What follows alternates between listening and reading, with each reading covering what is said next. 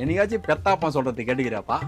பத்தாவது எப்படியாச்சும் பிட்டாச்சாச்சும் பாஸ் பண்ணுப்பா. எவங்க கையில எல்லாச்சும் இந்த வேலை வாங்கி கொடுத்தா அப்பனுக்கு வயசாயினே போகுது. உட்கார வச்சு சோறு போடுறா, படிக்கட்டு ஏறி ஜெட்டி காய வைக்க சொல்ல முட்டில தொடாக்குன்னு ஒரு சவுண்ட் வருதுன்னு சொல்றேன். அதான் காது குத்தி கேட்டியா? நீ ஃபெயில் ஆயிட்டா கூட வண்டி வாங்கி கொடுக்கணும். டூக்கு வாங்கி சொல்லி நிக்க வச்சுக்கிறேன்.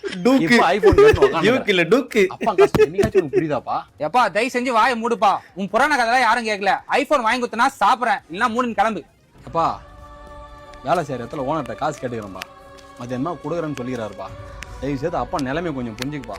உனக்கு போன் தான்ப்பா வாங்கி கொடுக்கணும்பா. தயவு செய்து உடம்புக்கு ஏற்ற சாப்பிடுங்க.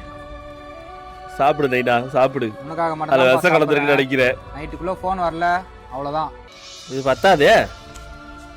இதுல எப்படி ஐபோன் வாங்க முடியும்? இது வரைக்கும் எமர்ஜென்சி நம்ம கிட்ட காசு கேட்டது இல்லையாப்பா, என்ன திடீர்னு? அதான் ஒரு தர்தலி பெற்று வச்சுக்கிறேன்.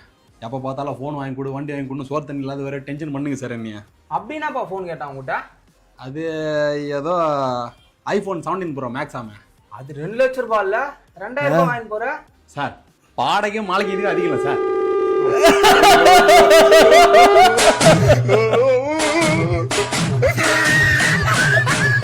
எதிர்பார்த்தேன் நானு, இதெல்லாம் எதிர்பார்த்தது.